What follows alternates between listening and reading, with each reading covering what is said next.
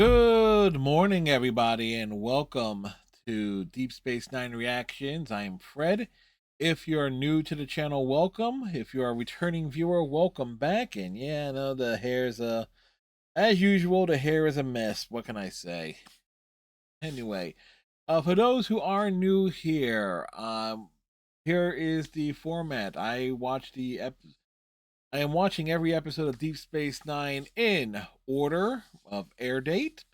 I watch the episodes in full from start to finish, so you get my genuine reaction and commentary. Now, I have watched these episodes before. In fact, I was very much a kid when Deep Space Nine was airing in syndication back in the 90s. In fact, in my area, Deep Space Nine aired originally on WTFX Channel 29 in Philadelphia, then ended up on what ended up being our local UPN affiliate, WPSG Channel 57. So for those who are from the South Jersey area, you know exactly what stations I'm talking about just by the call letters alone. So my format tends to be like an ongoing conversation, jumping from like scene to scene, my reaction, anything that stands out to me, and so forth. I will talk about any trivia or knowledge that I have gathered over the years as a Star Trek fan. I will talk about. So this could be end up being all over the place, because I'm essentially having a conversation with you, the individuals who stumbled across these videos, and for these long format things, essentially, as they are the rantings of a madman. Anyway, you do not see the footage of the episode in question. We blur that out. As you see here, we are also using the DVD versions. The reason why we blur it out because Paramount is a very stagnant company, particularly when it comes to all things Star Trek. Aria, not so much, but Star Trek, yeah. And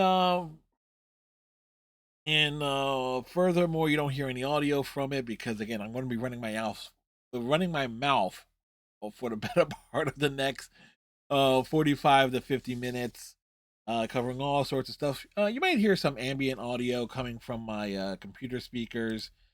Uh, some folks like to hear that noise because sometimes it helps them place exactly where I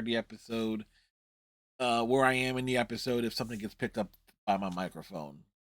So, hey, some folks like that. Anyway, this week we are covering the episode Melora. What do I remember about this particular episode is not much. Actually, I probably remember more than most people do. It's not exactly an episode I've ever really gone back to rewatch willingly, unless I'm doing like a full-on watch through like this. It is obviously it's a season 2 episode. It's the episode where a science officer comes to DS9 who is coming from is from a low gravity environment, and thus they are limited physically to they have to use like support braces, canes, wheelchairs essentially to get around because of the difference in gravity. If you're going from a low gravity environment to a high gravity environment and you're not used to it, it's essentially going to be a problem for you. They're not depicting them as Saiyans from Dragon Ball, where you work your way through a higher level of environment and you get stronger. Yeah, no, it doesn't work like that, unfortunately. Um, so I remember that essential plot. I believe this is the episode where the singing Klingon chef makes his first appearance. And I believe was there anything else? I think in general this was also a Bashir focused episode too. Off the top of my head, that's basically what I remember outright. Anyway, we're going to get into it. If you have your own copy of these Space Nine episodes, either digitally or the DVD, I'm going to be hitting play in just a few moments. Matter of fact, we'll do a countdown. 5, 4, 3, 2, 1. Hit play now, and you can sync your copy up with mine. Started at 47229.1. It was a Tuesday. Bashir and O'Brien been working overtime. Oh, yep. Yep. Ensign Melora Parzal is the first Elasian to join Starfleet. It was Ellen of Troyes was the original series episode. Wouldn't they? Yeah, Elasians. Wouldn't they? Weren't they called Elasians in that episode? I'm not sure, but it is that is a kind of a funky wheelchair that was made to try to be accommodating.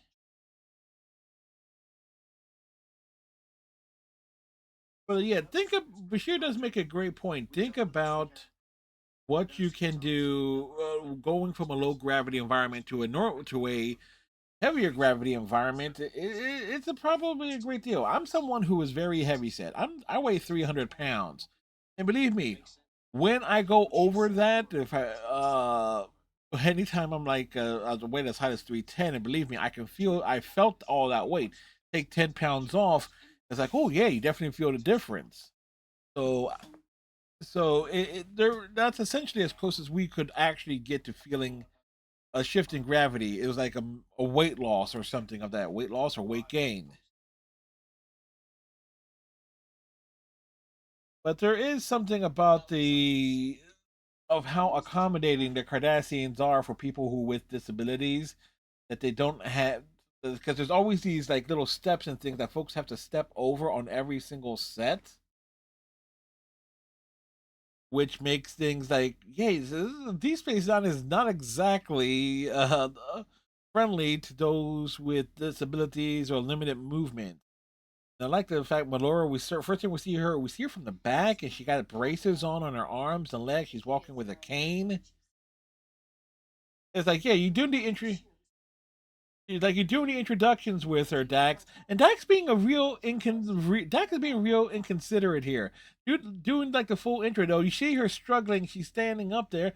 Let her get to her freaking chair first, and then introduce yourself. Like, I'm sorry, Dax, you know, comes a bit more of a like an action Barbie tomboy esque type character, especially over the course of season two. But boy, that was not exactly a good moment for her. Also, people often say this like there's only like three color uniforms for Star Trek officers: red, blue, gold, or mustard yellow. But Bashir and Melora have like a more of a tealish covered blue as opposed to Jadzia's blue. Like there is like a difference between medical sciences and regular sciences.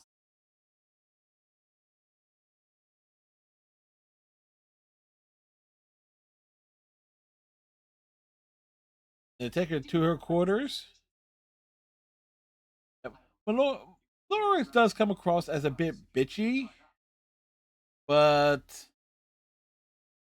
she has reason for that. She's like she's used to people trying to treat her and accommodate for her, trying to treat her as not being equal. She has a chip on her shoulder, which is totally natural. That's also a very long, like cold open too, like at about nearly 4 minutes and change, just under 4 minutes. As I looked at the time stamp there, but commenting on Melora's makeup, the Elasian prosthetics and everything, kind of a very unique look, a nice little like head bumps there. Uh, like the hair like blonde hair done up nice,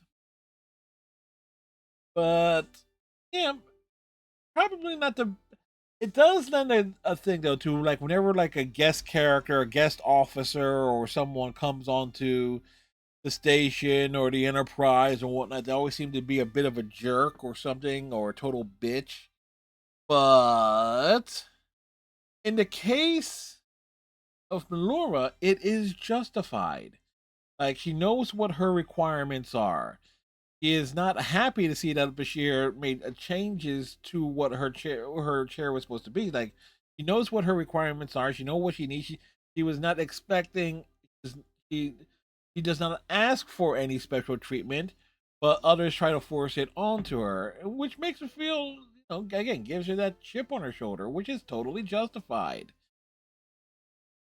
Um, And again, probably the way, Dax, just like I'm Lieutenant Jadzia Dax. This is Doctor Julian Bashir. Welcome to Deep Space Nine. It's like, yeah, the doctor should be the first one to greet her, not necessarily the science officer who's going to be her direct supervisor in that case. It's like there's protocol and then there's common sense, and boy, no common sense was there for as it relates to Dax's character. Meanwhile, in Quarks, a Uridian is trying to hustle like a bracelet to Quark.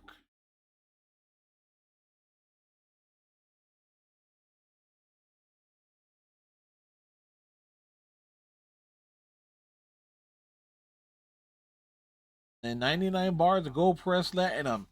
Yeah, honor Quark's name all you want, but he wants to be paid for the merchandise.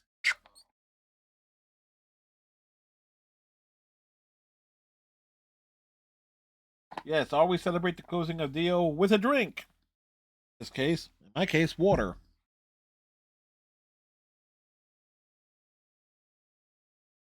And here's a guy who has a weird nose. His nose goes from his schnoz to his chin, and it's totally connected there. Orc seems happy to see him, or very, very scared to meet this Elliot Cott. 8 long years. He's been away, as in locked away, as in prison.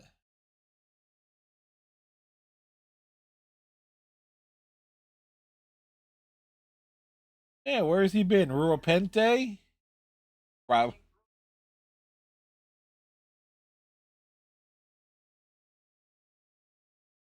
He's not going to the Gamma Quadrant Court. His business is with you.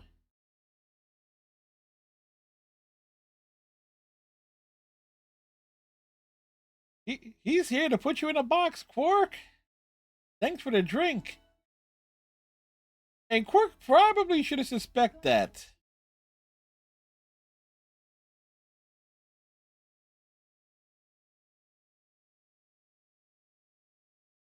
Oh, and here she comes via the turbo lift.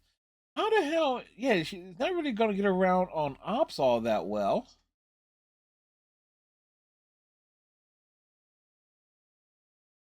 Is she late?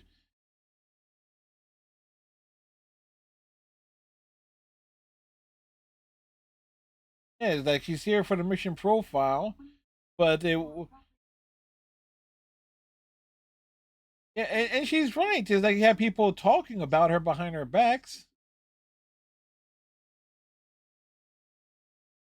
At least she's apologizing. She's overly self. She's used to being shut out. The Melora problem. Like people create one for her, but it's like, listen, it's like they try to treat her as something special, be overly accommodating and everything. But she doesn't want to be treated like anything more than what she is. She's like, she went to the academy, she graduated, she earned her commission.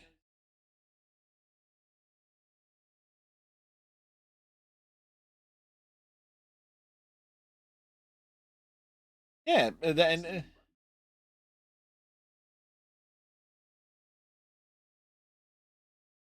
sit in the chair for a long time and like struggle with what she has to struggle with. Like he's perfectly healthy. She knows what she can do, and it's totally justified.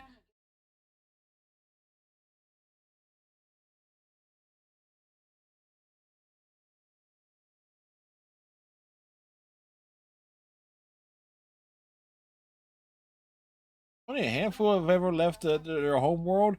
Ooh, can't imagine how tough that would have been. But she's a pioneer on top of that, so there is that extra pressure.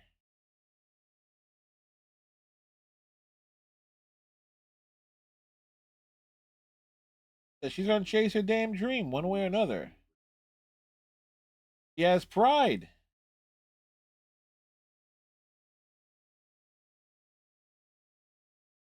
And she's being straight up. She prefers to work alone. And quite frankly, I can't blame her. No one can blame her.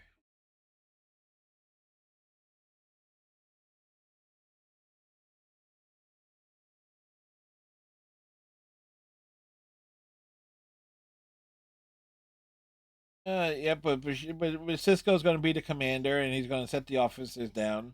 And Melora, like she laid she made her case about it. And like Cisco listened, and you know what, made a determination.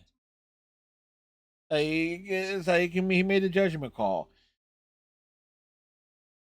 But again, Melora's right. Like they were talking about her behind her back. It's like, yeah, wouldn't it be better to talk about like her request for the runabout if she was there in the room?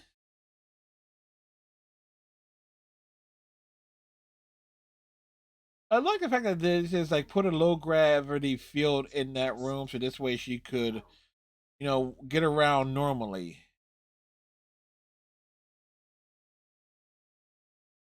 I can imagine though what that'll be like is like being able to just like literally take the weight of the world off with the what's the word I'm talking about there? Take the literal the gravity, the extra weight that the gravity puts on you. That yeah, he doesn't attack anyone personally, but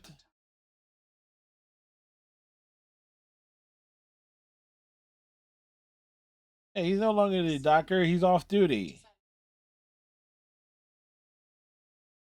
It's like, oh, but at least Bashir can like bite back there,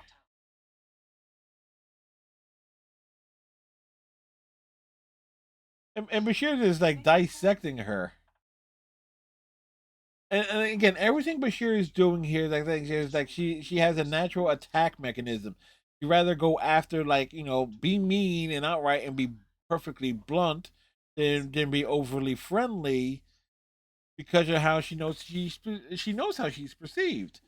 But if you look at how Bashir is in this episode, in hindsight, knowing that he is genetically engineered, in that he knows how people who are genetically engineered are treated, he definitely comes across as a bit more sympathetic with his approach to how he's dealing with her here. But again, the revelation of Bashir being genetically engineered does not come until like years later. So you have to look at it in hindsight, both in context of this from where you see him from the beginning of the series up to this point, but also in retrospect from where he ends up and what gets revealed about his character down the road. So it's an interesting experience when rewatching Deep Space Nine. And here comes Quark to try and suck up to the dude who is here to put him in a pine box. And that's not Rom. I wonder. I do know that one of like the stand-in, who was Armin Shimmerman stand-in. I don't know who the actor's name was, but they often get used in a lot of scenes with also with Quark to like get like that on-screen payday. Like if they're part of the scene and whatnot. There's something regarding actors and union rules regarding how much they get paid depending on how they are used in the scene. If they are main focus of the space scene, if they're part of the scene, if they have dialogue or not, all sorts of stuff.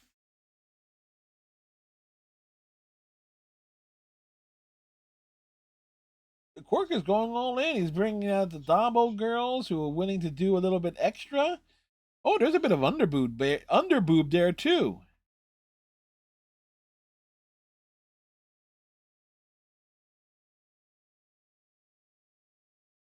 I was like, yeah, it's like I noticed that. Boy, and it's right out there too. I can't believe that actually slipped by the sensors and everything. Granted, this was the time of Baywatch, and there's the singing Klingon chef.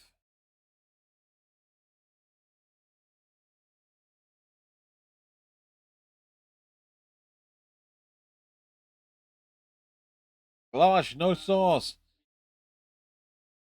It's like it's like the Klingon version of what is it? Benihana. Klingon Benihanas.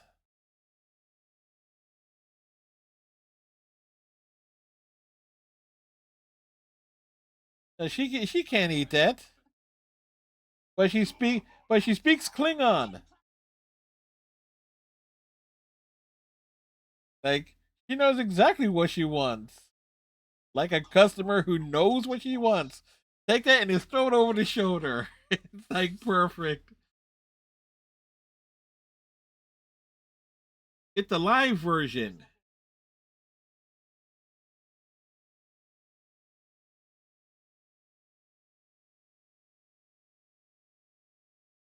The, and the dude has actually has like for sure did pay with an actual type of currency too.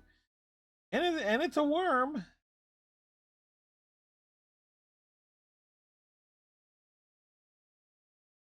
Yeah, I highly, knowing what I knowing what we know about Bashir's father and Bashir's mother is like being a diplomat and using like all sorts of connections to make their underachieving child like a super athlete, a genius, and everything. It's yeah, it's totally believable. Although, again, in retrospect, knowing what we know about Bashir, him telling this story about what inspired him to be a doctor is kind of like, okay, is this actually true or not? It raises a question.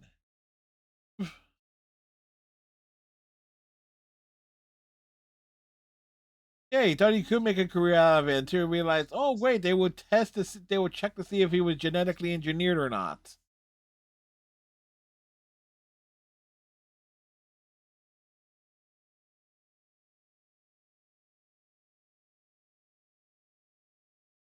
But it's a cute little scene. I'll give it that. Give it a little Bashir and extra coloring in his history. And you said there's a little bit of the romance being built there. Also, got to appreciate the Pac-Led costumes background. Uh, Again, one thing that's wonderful about Deep Space Nine, they make use of a lot of the old costumes and stuff that maybe when created for like one-off stuff, the next generation. DS9 uses them a lot the first few seasons. Like just to have background characters, people of different species roaming through.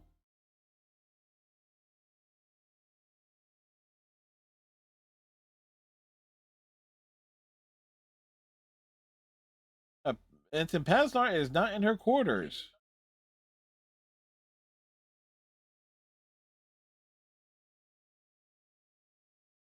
What is she doing in Section 14? Trying to get to her damn feet. That's what she's trying to do.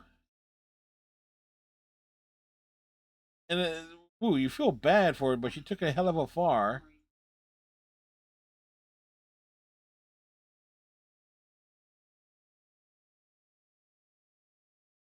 And she tried to do it herself and everything. And you just realize how strong Terry Farrell is.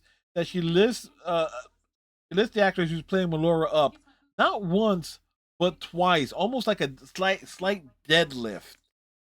Twice.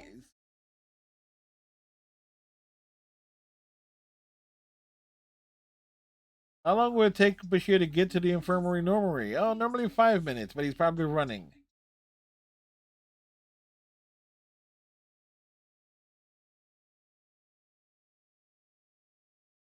The dangers of Deep Space Nine itself, just walking around, is a lot more dangerous than in the Gamma Quadrant.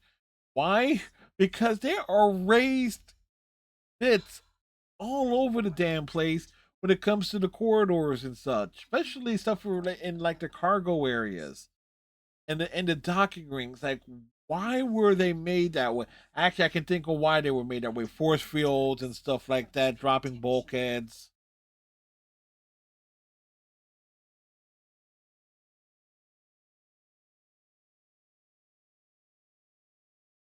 Like Bashir saying no one's on the station is completely independent. I like to think Odo is completely independent. Like, you think Odo has to deal with some of this bullshit? No, he does not.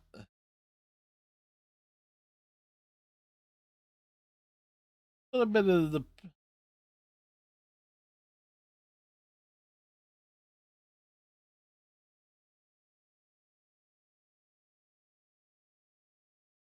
It's like Bashir saying is like trying to turn her into a science project. I get what Bashir wants to do here was like bringing up like, oh, there was like some work being done with trying to help those with build up the muscular strength and stuff from a low gravity environment into a normal gravity environment. There is there is some practicality to it, but I think one of the big issues with it, like if you were to go through it, it does not mean you'll be able to return to like your the low gravity environment without it being like any like complete complications in their own world. Well, impressive wire work there to get Melora from a chair and doing a few backflips, bouncing off the walls. And you don't really see, at least with how far I'm sitting back, I'm everything. I don't really see the wires at all.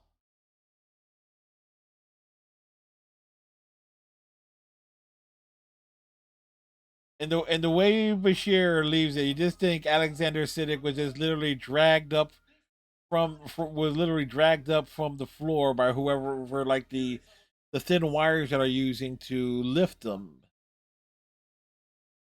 And what I do remember is like way back, like in the commercials for this episode, way back in like 1990. This would have been 93, 94. Was like the shot of them kissing while floating in Melora's quarters was actually a shot used in the commercial. So like that's a visual I still have in my mind to this day because it stood out.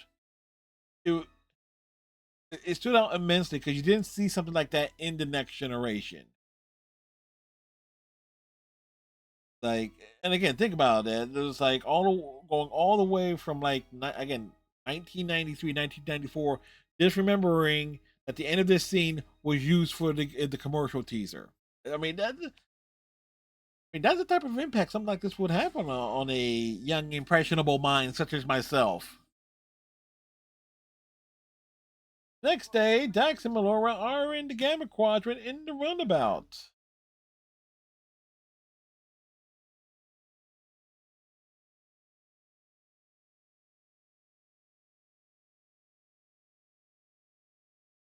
Play some music in the runabout while you work.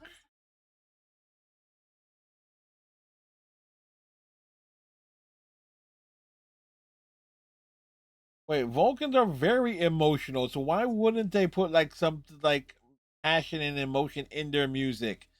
That just sounds like that's a racist comment coming from Dax. There's like an assumption there. Is there room for romance in Starfleet? Yes, yes, there is.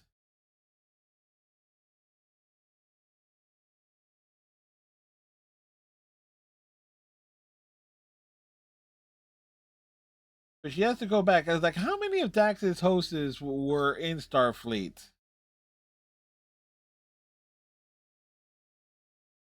But it is a cute little scene here. We get a little banter, a little bit of a girl talk with Melora and Dax.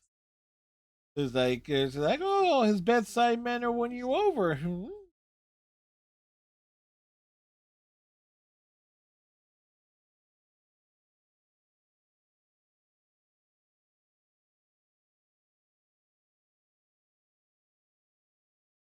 57 years, two different species were together. Career conflicts,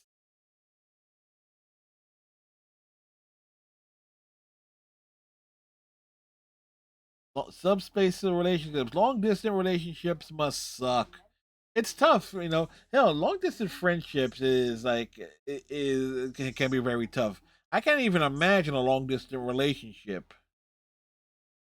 Like and like trying to keep in touch with folks and like not, finding someone else or something.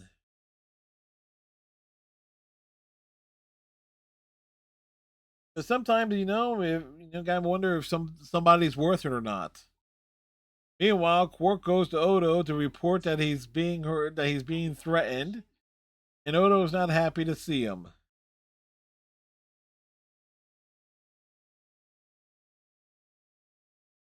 He is talking about phallic cot. Oh, yeah, 8 years for hijacking a shipment of Romulan ale? Come on. I should have given at least 16 years.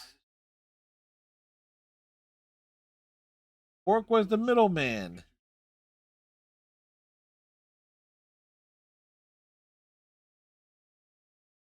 Wait a second.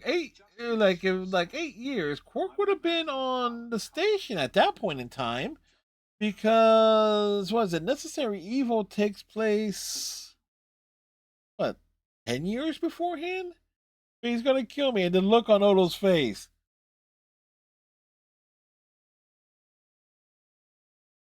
It's such a wonderful look there.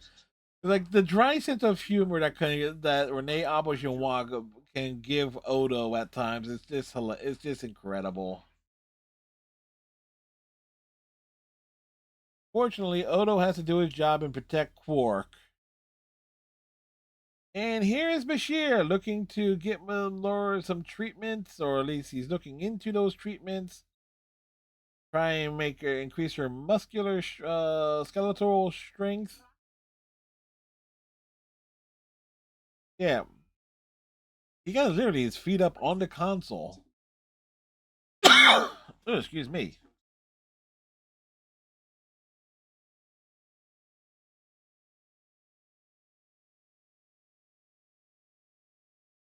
Yeah, it was like Bashir's looked into it. It's like there's been some advances. It's like what was the theory 30 years ago could literally be considered possible. Um, you know, with the advancements of medical technology and everything. And case in point here, it's like folks know I do a lot of like research interviews and stuff like that. We've been doing some interviews regarding healthcare issues, and one of the issues relates to the use of artificial intelligence in in assisting healthcare providers, such as reviewing X-ray scans, MRIs, and whatnot, taking notes, coming up with recommendations of treatments and so forth. There are a number. And one of the people I've interviewed brought up the point of yeah, the tech. It's a new technology, so you have to advance. So it has to develop so it can be practical and hopefully useful at some point in time.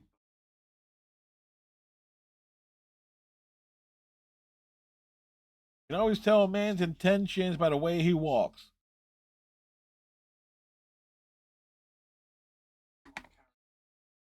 You can tell by the way he walks. He uses his walk. He's a woman's man. No time to talk. He is here to kill Quark and put him in a pawn box because he got set up to do 8 years in the Romulan labor camp for stealing Romulan nail. He is back. You understand? He is here to put Quark in a pine box. A pine box. He is here to put Quark in a pine box. In a pine box. I am make no apologies for that entire riff. That's literally just off the top of my head.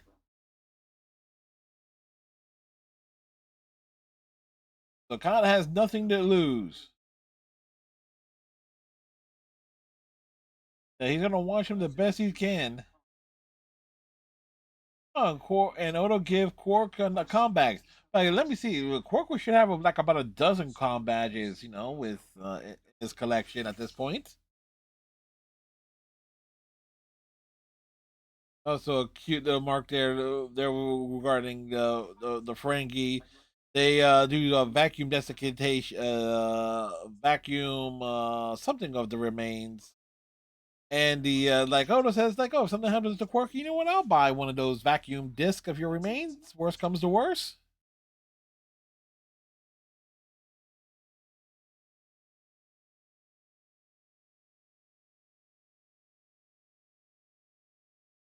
Doesn't feel any different. It's like her first treatment. Like, it's like, how can he? She can't apologize. Why is she apologizing?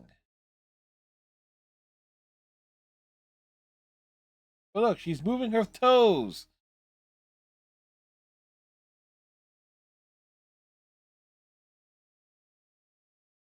She can lift her leg without her braces.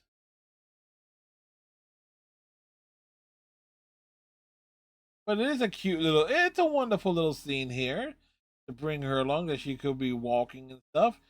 But when the shoe is going to drop regarding her, I forget, when does the shoe drop regarding her, like, realizing what this means? O'Brien trailed off when he says this. Well, he'll be damned.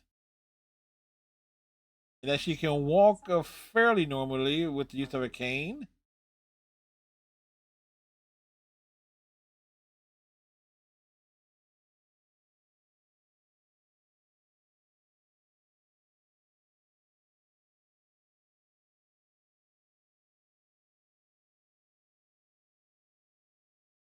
Oh, she's tried.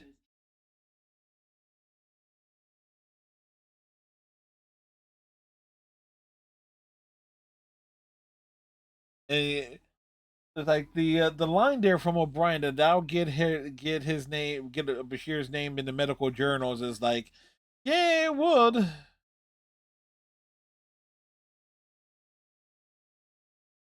But at least she was able to get around and walk normally.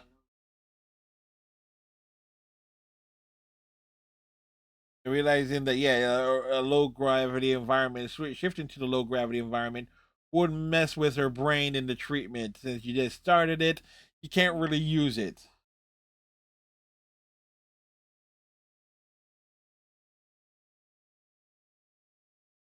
He, that's a fair trade. Like, she let him fly, and he let her walk.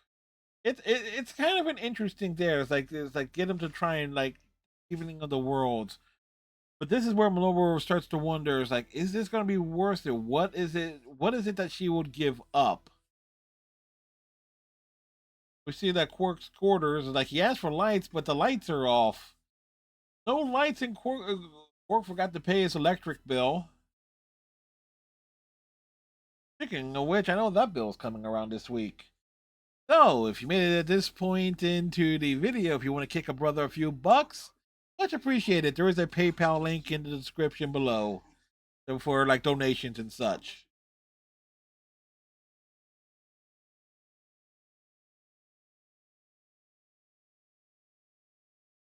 Hey, Khan is tired of Quark's diffs. All he wants is Quark's life.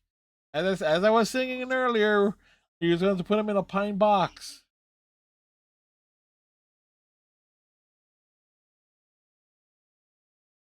How does 199 bars of Gold Press Platinum sound to him? That sounds almost reasonable. It just started like Quark will pay his debts reluctantly, but he will pay them.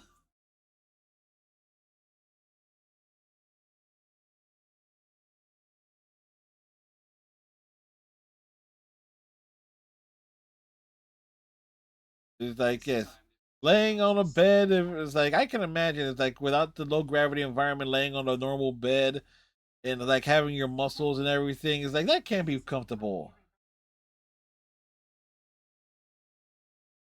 If she's not certain, it's that, but she's wondering. But she has some buyer's remorse on the whole thing. And Bashir wants to know what she's feeling because she's both her lover, but she's also a doctor, and that she missed something like she didn't feel quite herself, which has to be understandable.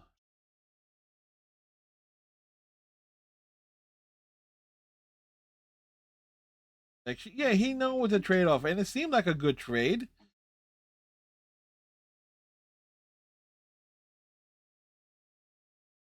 Bashir is just wondering, looking at it, going back and forth might not be a good idea, and you could lose motor controls.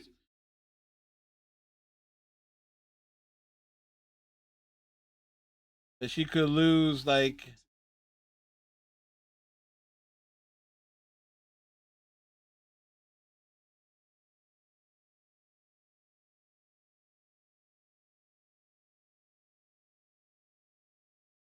because there's the trade off there. Because she has some time, she at least is going to have time to think about it. And he's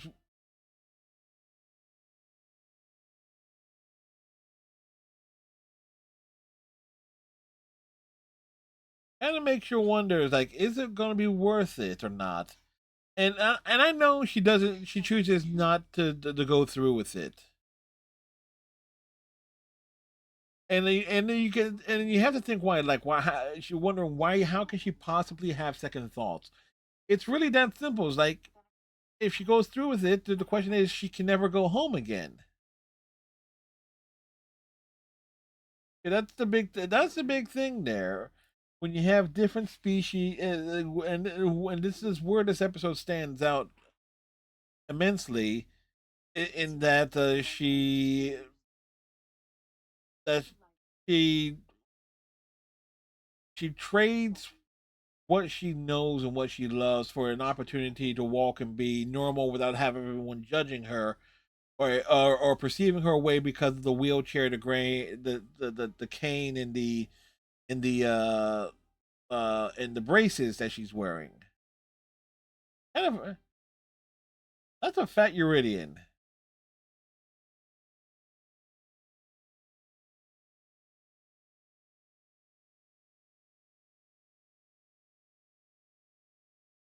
Like, give it to him.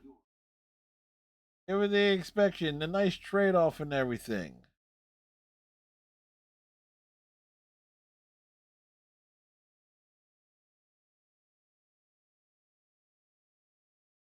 Yep, business is completed there. Oh, what's Cot doing now? A deal is a deal. Rule Ferengi rule acquisitions number 18. But it is like that's what it says. A deal is a deal until a better one comes along. It's like the unsaid portion of said rule. Yeah, at least Odo has like the security sensors up, and the security geeks can't get anything done.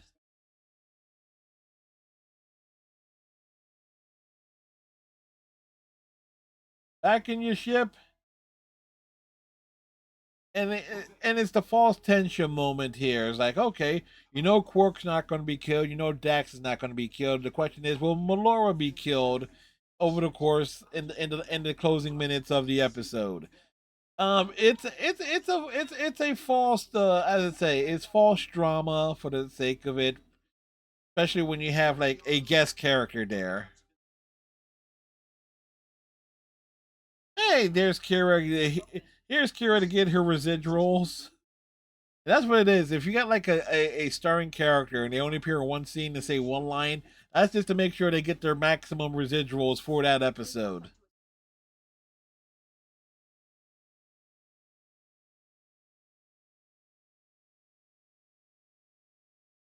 Gonna negotiate the freedom.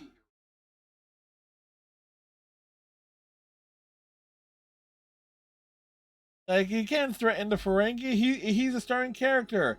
But Melora, she's a guest character, and sends her servos into all sorts of shock. It's over, and with her treatments and everything, who knows what damage that would have that actually did to her, especially considering her treatments and everything.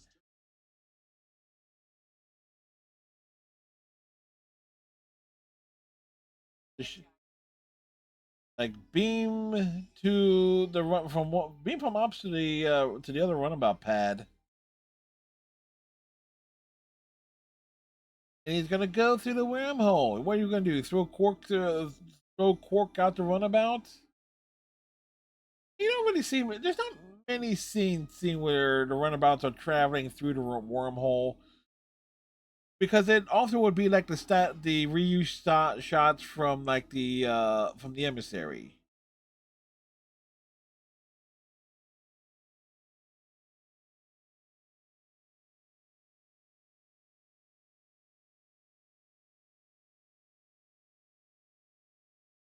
If you don't, then of course you warp yourselves into oblivion or something.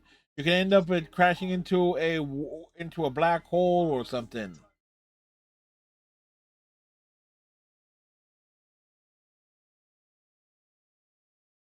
No, it's possible to do at warp, but it was very finicky with a Galaxy class ship, and Melora is recovering from being shot. He's and she's scooting along the ground.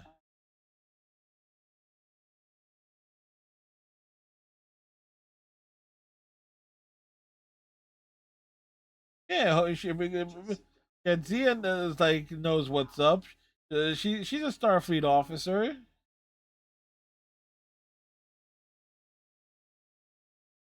They've been friends for years. That was 8 years ago, Quark.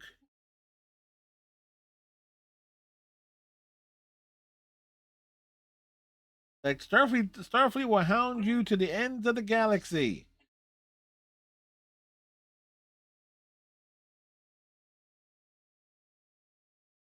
And there goes the gravity. A little bit of light wire work and stuff. Folks literally standing up in a way. And a little bit of a silliness of the forward torpedo Superman flying thing from Melora there. It's a little bit silly there, but considering the tight confines of the runabout set, it works for what it is. And Quark having the win, holding Fallon at gunpoint is actually a nice little shot there. It's very cool.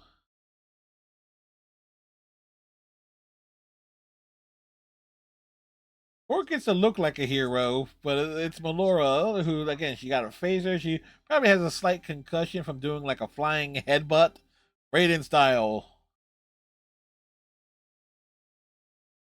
Yeah, why didn't the phaser kill her? Like he doesn't know. Maybe all the neurostimulant that was pumping into the body did something. Like it saved her, but Laura decided she's not going to go ahead with the treatments. She can try it again someday, down the road. But she doesn't think she will. She likes being independent. Yeah, but yeah, she's not going to give up like the ability to go home to visit her family and stuff like that.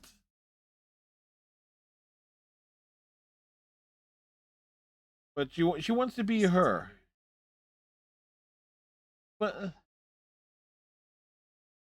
she at least got to grow as a character from how she is, and again, the character Melora goes through an entire story arc here where she doesn't want to depend on others because of they how people perceive her to be because of her handicap and whatnot. And there's a big singing Klingon. You got a little. It's just like a little violin type harp thing, but you gotta appreciate Klingon love songs.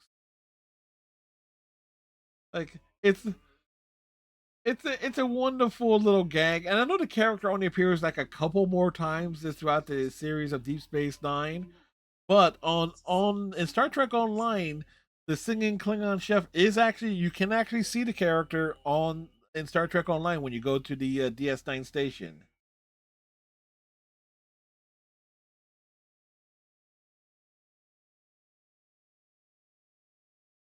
Like she wants to remember. It's a wonderful scene here. It gives Bashir some character growth.